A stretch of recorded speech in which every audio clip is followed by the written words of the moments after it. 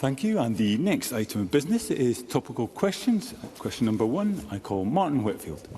I'm very grateful to Deputy Presiding Officer to ask the Scottish Government what its position is on whether its current investment in youth work is sufficient in light of reports of an increase in youth violence and the loss of local youth services in recent years. Minister Graham Day. The Scottish Government continues to fund youth work in a variety of ways, including through the block grant given to local authorities, affording them significant autonomy in allocating resources for youth work in their area. Recognising the important role local authorities play, the Government is increasing the resources available to local government in 25-26 by over £1.1 billion. In addition, the Scottish Government provides targeted funding to the youth sector via the Cashback for Communities programme. Since its inception, the programme has committed £156 million to supporting around 1.4 million young people across all 32 local authorities in Scotland. Martin Whitfield. I'm grateful to the Minister for that response. And first, can I just express my deepest sympathies to the families and communities that have been affected recently by youth violence across the whole of Scotland. Given that respected organisations such as YouthLink Scotland have reported over £20 million in cuts specifically to youth work services since 2016, does the Minister accept that this reduction in provision has directly weakened the support network that so many young people rely on, particularly those most at risk? Minister. Presiding Officer, let me first of all associate myself with Martin Whitfield's initial remarks. It is of course a fact that youth services are not run by the Scottish Government. As I've outlined to him, however, there is substantial funding going into local government to protect those services, and of course the additional monies that are provided by Cashback for Communities. Martin Whitfield. I'm grateful. It's disappointing that the Minister is unaware of the specific amount that's spent on youth work. But does the Minister recognise that youth work currently lacks any formal legal status in Scotland, leaving it even vital local services at risk of being cut or deprioritised? And in that context, given the overwhelming support from the sector and the Scottish Youth Parliament for my proposed Youth Work Scotland bill, which will enshrine youth work in law, will the Minister meet with me to discuss the fundamental importance of youth work in tackling not just youth violence, but also its role in our children and young people's lives? Minister. Well, as already outlined to Martin Whitfield, it's the evidence of the importance the Scottish Government places on youth work is there in the funding that is provided, first of all at local government and by other means. But of course, I'll be delighted to meet Martin Whitfield. Thank you. Supplementary. Audrey Nicholl.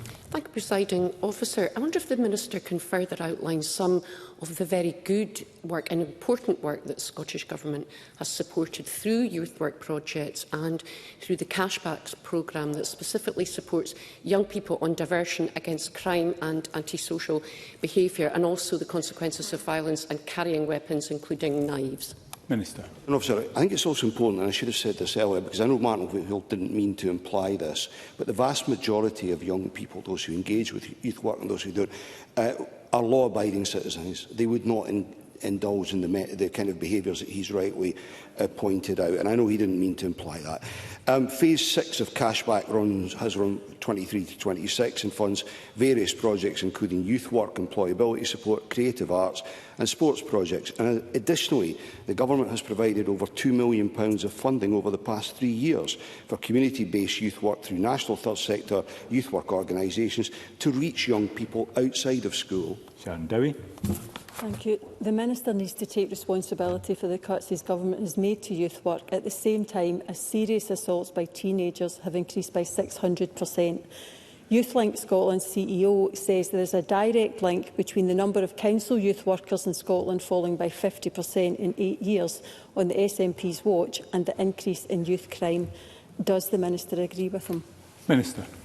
Presiding Officer, on the point of accepting responsibility, I think it ill behoves a Conservative member of Parliament to stand up here today and talk about cuts in funding when they would, had they got their way, have utterly slashed the Scottish Government. Between 700 million and £1 billion, as I remember, and I suspect Sharon Dowie supported that position. I make the point once again. It is local government that delivers these services. Local government has had an uplift in its funding, contrary to what the Conservatives would have had us do, and the responsibility sits there. But of course, as I've said to Martin Whitfield, I fully recognise the importance of local government, and I'll be delighted to meet with him to discuss his bill. And Alex Cole-Hamilton. Thank you, Presiding Officer. Young people are exponentially more likely to be victims of antisocial behaviour rather than perpetrators of it. And having worked for YouthLink for 4 years, having been a volunteer youth worker for nearly 20 years, I have seen the transformative effect that detached and sessional youth work can have with young people in our communities. But Martin Whitfield's absolutely right. The sector has been decimated by £20 million worth of cuts by the government, but it's a double-edged sword as well. The reduction in workforce caused by us not training community education workers anymore, or the decline in volunteering since lockdown has seen a massive impact on the sector too. What more can the government do to encourage people into youth work in the first place? Minister. I think Alec O'Hanlon makes a very good point at the end. It is a very important line of work, and I'm happy to take that away and consider it, because in terms of prioritisation of encouraging particularly young people into particular work streams, I think there is more that we can do. But again, I go back to the point, it is not the Scottish Government that is cutting the funding. That is a choice of local government. Question 2, Liam Kerr. Thank you, Presiding Officer. To ask the Scottish Government what its response is to reports that violence against teachers in schools in Aberdeen has risen by 25% in the last year. Cabinet Secretary Jenny Goruth. Scotland's classrooms should be safe and consistent learning environments for all. In August, the Scottish Government published our joint action plan with COSLA on relationships and behaviour in schools, which includes actions to reduce violence in schools. The plan is jointly owned with local government in recognition of the shared legal responsibilities of national and local government, as they have responsibility for addressing concerns in specific local authority areas in terms of being the employer of school staff. In the coming weeks, we will publish new guidance to support school staff in responding to behaviour, including the use of consequences. We will also be publishing new guidance on developing risk assessments for violent, aggressive or dangerous behaviour. Liam Kerr. I thank the Cabinet Secretary for that answer, but the violence and abuse in our schools is not new, but it is constant. Indeed, in the North East, we've just seen truly terrifying examples in recent weeks at Hazelhead and Lawrence Kirk. But of course, councils and authorities in COSLA have a role, but solutions which lie at government level have been proposed by countless people, including in the debate that I led in March 2024 by the EIS in the November 23 report, and recently teachers themselves. So which of these government-located solutions has the government fully implemented since all of these reports? Cabinet Secretary. I thank the member for his interest in this issue, and of course we have debated this topic at length when he served in a previous position. There have been a range of different progress in terms of the action we've taken as a government. Since November 23 and March 25, we've made good progress against all 20 of the actions that are set out within the Behaviour Action Plan. That includes new guidance on addressing gender-based violence in schools, which we know is increasingly challenging, and updated our guidance on mobile phones and on anti-bullying. There has also been enhanced evidence gathering on relationships and behaviour as part of the school inspection process. The member may recall I discussed this at length in a previous debate, and the Chief Inspector has been leading that work. At the end of inspection, that feedback highlights key strengths and areas for improvement, and it also helps to support our schools on reflecting and enhancing their approaches to promoting positive relationships and managing behaviour. We've also had the development of professional learning being available to staff in schools on relationships and behaviour, and over the next year we will deliver a number of actions to support our schools, young people and their families, and I will give an update to Parliament further in relation to the work on consequences before the end of this term. Liam Kerr. Well, despite so many voices begging the government to get a handle on this, and the reams of paper and warm words, violence in Scottish schools has been rising for years.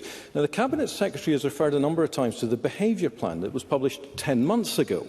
Yet the NASUWT state it is having little impact. And in fact, the number of pupils being physically abusive and violent in schools has increased in the last 12 months.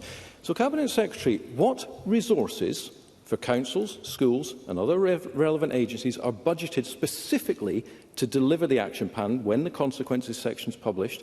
And what does she say that the statistics on violence in Scottish schools will be as a result of her plan by this time next year? Cabinet Secretary. I thank the member for his question. He raised a number of points. He referenced the NASUWT, who of course I look forward to meeting with at one of my regular bilaterals later today. The issue he raises in terms of impact is an issue I've discussed with them at length, and as a result of that, I wrote earlier this year actually with the Councillor Tony Buchanan from COSLA jointly to all Directors of Education to encourage information and awareness raising with head teachers, because we need need that national action plan to help inform better approaches in our schools. He talks about the increase in relation to the figures. I note the issues in relation to Aberdeen. He will also recall that in late 2023, I was very clear in Parliament, and I have been since, that we want to encourage our staff to report incidents. And we know through the Behaviour in Scotland Schools research there has been a reticence in the past for staff to report. The member raises issues in relation to funding, and of course he also will recall I announced funding in 2023 of £900,000 to help provide support to our staff, and of course the Scottish Government's budget provided extra funding for more teachers in our school and additional support needs. Thank you. Supplementary, Bill Kidd. Thank you, Presiding Officer. Cabinet Secretary, any violent incident against a teacher is unacceptable, and we must do all we can to reinforce the importance of behaving respectfully at school and in the community. As Cabinet Secretary, do you also agree that the vast majority of children and young people do behave respectfully? And as pupils reach the end of the school year and start to transition into next, with many young people having overcome stressful experience in exams, we should actually say thank you to young people and highlight our appreciation of who they are and what they contribute to our lives and our society. All through the Chair. Cabinet Secretary. Presiding Officer, I would agree with the member's point, and I do wish to say thank you to our young people who have had an extremely challenging few years in relation to their education being disrupted by the pandemic. We know that's having an impact in our schools. We do need to remember, as I think Mr Day made in response to a previous question, that the vast majority of our young people, just like adults, do behave well and are a credit to their schools and society, and they should not be tarnished due to the behaviour of a minority. That's confirmed by our Behaviour in Scottish Schools research, which found that the majority of staff said children were well behaved most or all of the time. And I've had the privilege as Cabinet Secretary of visiting many schools across the country, and I'm always really impressed by the young people I meet. So while I do not deny the challenges we face with relationships and behaviour, particularly post-COVID, I've always been clear that we should not demonise our young people who need our support. Stephen Kerr. Does the comments from the Justice Secretary at the weekend on broadcast reflect the official position of the Education Secretary or the First Minister, that violent children should remain in mainstream classrooms? If that is the policy, was it agreed with teachers and their unions? And if it's not the policy, will the Cabinet Secretary take this opportunity to apologise to Scotland's teachers and parents and pupils for the confusion and the concern these comments have caused? Cabinet Secretary. I'm not cited on the specific commentary that Mr Kerr is alluding to, but I think the general point that has been made and was made in First Minister's questions, I think, last week and by the Justice Secretary, is that schools are sometimes the safest place for some of our young people who come from chaotic and challenging backgrounds. So it's important that schools offer that provision of consistent support. More broadly, though, the member and I have discussed over a number of months, not years, some of the challenges in Scotland's schools and how we can better provide that support to our frontline staff. I think that's hugely important. I mentioned in response to Mr Kerr the extra funding we're putting in through the budget for teacher numbers, for additional support needs. These things make a difference at the chalk face, but it's also imperative that the National Action Plan, which I spoke to previously, helps to inform improved practice in our schools, which is why we're working in conjunction with COSLA to do exactly that. And Ash Regan. Thank you, Presiding Officer. Experienced educators, including a retired Edinburgh head teacher who I met with this morning, track the root cause of escalating violence in schools to the erosion of clear, unambiguous, values-based behavioural policies based on consequences. So will the Government now admit the failure of over-reliance on restorative approaches that have eroded behaviour in our schools and now fully commit to urgently restoring clear behavioural expectations with consequences to protect the safety of our teachers and pupils and raise attainment? Cabinet Secretary. I'm not sure I would associate myself with the comments from Ms Regan in relation to a values-based education system. I think we have very much a values-based education system in Scotland. It is one that's rooted in social justice, and that is encapsulated by our approach in relation to curriculum for excellence. There are consequences for young people in our schools, much as there might be consequences for MSPs in this chamber, Presiding Officer, in relation to behaviour. So I think it is appropriate that we engage directly with head teachers and listen to them accordingly. I have not seen the commentary from the head teacher the member alluded to. I'm more than happy to engage with her on that point if she's able to share more information with my office. Thank you, Cabinet Secretary. That concludes topical questions. There will be a brief pause to allow front benches to change before we move to the next item of business.